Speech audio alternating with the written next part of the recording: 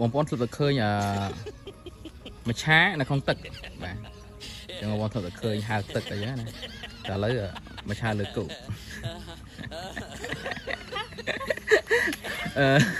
រូបពិតសម្លេងពេកបាទមួយឆានៅអង្គរវត្តឡើយបាទនៅលើគោកហើយមួយឆាអាចឡើងមកលើគោកបានណាបងប្អូនបាទអាចឡើងមកលើគោកបានហើយអាចឲ្យចំណីសត្វទៀតអានឹងពូម៉ាក់មែនពូម៉ាក់ពូ3នេះពូម៉ាក់ពូភឿនឈ្មោះអី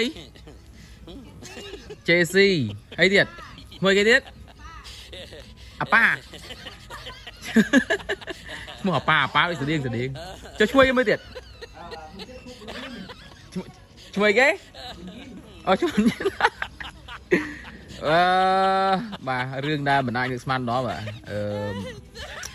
ទេពមច្ឆាឡើងពីគោកមកលេងពូម៉ាក់ដាក់ចំណីឲ្យពូម៉ាក់គេបាទចឹងសម្រាប់បងប្អូនចង់បាទឃើញ